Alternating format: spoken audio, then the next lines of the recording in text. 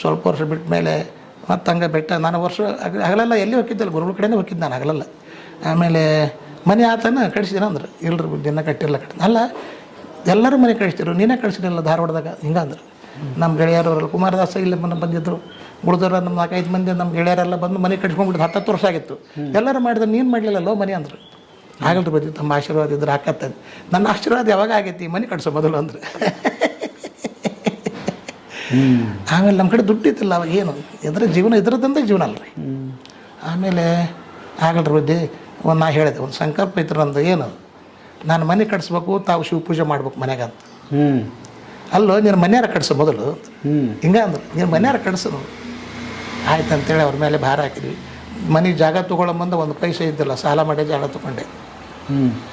ನನ್ನ ಕಿಸೆದಾಗ ಒಂದು ಪೈಸೆ ಇದ್ದಿಲ್ಲ, ಸಾಲ ಮಾಡೇ ಜಾಗ ತೊಗೊಂಡೆ, ಸಾಲ ಮಾಡೇ ಮನೆ ಕಟ್ಸಿದ್ವಿ. ಗುರುಗಳ ಕೃಪದಿಂದ ಎಲ್ಲ ಸಾಲ ತೀರಿತು. ಆಮೇಲೆ ಮನೆ ಕಟ್ಸಿದ್ವಿ, ನವಗ್ರಹ ಶಾಂತಿ ಆಯ್ತು. ಅಜ್ಜವ್ರು ನವಗ್ರಹ ಪೂಜೆ ಶಾಂತಿ ಮಾಡಿಸಿದ ಮೇಲೆ ಬರೋರು ಪೂಜಕ್ಕೆ. ನಾವು ಬಂದಿದ್ದಿಲ್ಲ ಇನ್ನು, ಅವ್ರು ಬಂದು ಅದ್ಮೇಲೆ ಬರ್ಬೇಕಲ್ಲ. ಆಮೇಲೆ ಗುರುಗಳು ಬಂದರು, ಪೂಜೆಗೆ ಬಂದರು, ಗುರುಗಳು ಪೂಜೆ ಮಾಡ್ಯಾರ ಮನೆಗೆ. ಒಬ್ಬ ಶಿಷ್ಯನ ಎಲ್ಲಿಂದ ಎಲ್ಲಿವರೆಗೆ ನೋಡಿದ್ರು ನೋಡ್ರಿ ಅವರು. ಸತ್ಯ ಅದು, ಸತ್ಯ ಅದು, ಸತ್ಯ 100ಕ್ಕೆ 100 ಸತ್ಯ. ಹಬ್ಬ. ಮತ್ತು ನೀವು ನಂಬಿದಂಥ ಪರಿ ಇತ್ತಲ್ಲ, ಅಂದರೆ ನಾವೇನು ನಂಬ್ತೀವಿ ಅದನ್ನು ನಾವೇನು ಮನಸ್ಸಲ್ಲಿ ಅನ್ಕೋತೀವಿ, ಏನು ಇದನ್ನು ಮಾಡ್ತೀವಿ, ದೇವ್ರು ಅದನ್ನು ಕೊಡ್ತಾರಂತೆ. ನೀವು ಕೂಡ ಯಾವತ್ತೂ ಕೂಡ ಅವ್ರನ್ನ ಬಿಟ್ಟು ನಡೀಲಿಲ್ಲ.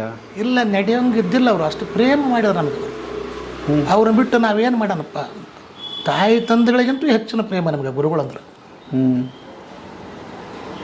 ಹಿಂಗೆ ಅದು ನನಗೆ ಬಿಟ್ಟು ಹೋಗ್ಲಿಕ್ಕೆ ಅವ್ರು ಎಲ್ಲಿ ನಮ್ಗೆ ಅವಕಾಶನೇ ಇರಲಿಲ್ಲ. ಅವ್ರನ್ನ ಮರೆಯೋಕೆ ಅವಕಾಶನೇ ಇಲ್ಲ. ಯಾವಾಗಲೂ ನೆನೆಸುವಂಗನ ಅವ್ರು ನಮ್ಮನ್ನು ಹಂಗೆ ನಡ್ಕೊಂಡು ಬಿಟ್ಟರು. ನನಗೆ ಪ್ರೀತಿ ಪಾತ್ರ ಮಾಡಿಬಿಟ್ರು ಅವರು.